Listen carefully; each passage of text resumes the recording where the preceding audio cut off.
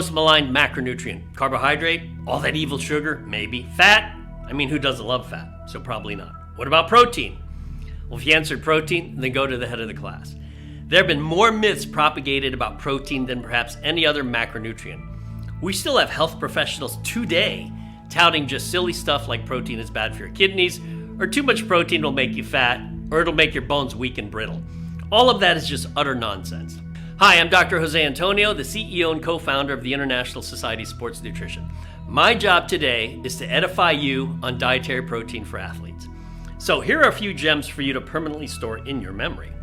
Number 1, for building muscle mass and maintaining muscle mass through a positive muscle protein balance, an overall daily protein intake in the range of 1.4 to 2.0 grams per kilo per day is sufficient for most people who work out.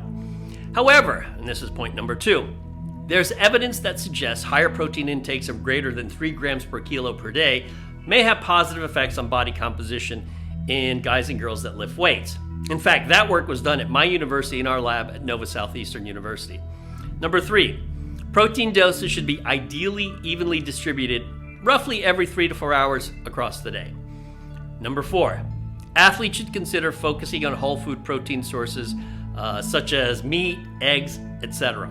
However, consuming protein powders or ready-to-drink protein shakes are a viable alternative, especially post-workout when consuming a whole meal may not be feasible.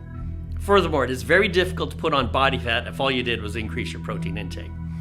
Number 5, there is zero evidence that dietary protein causes bone loss, nor is there evidence that it harms kidney function. If someone tells you this, then it is evident that they do not follow the latest science. Number 6, and perhaps one of the more controversial issues, is whether you need to consume protein post-workout. Well, the pragmatic answer to this is, of course you do. Why? Because it represents an opportunity to feed, to consume protein. Total protein intake is still key, so why skip the post-workout meal? The converse of that is, why would you choose not to consume protein post-workout? Only a fool would consider doing nothing as the best option. So in summary, protein isn't bad for your kidneys, protein isn't bad for your bones.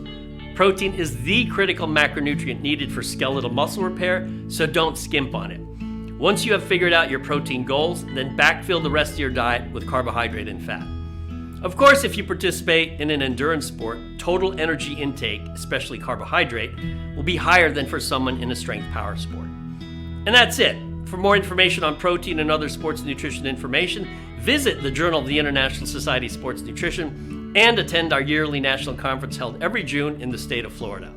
And I'd like to thank GPNi for their support of the ISSN and our certifications.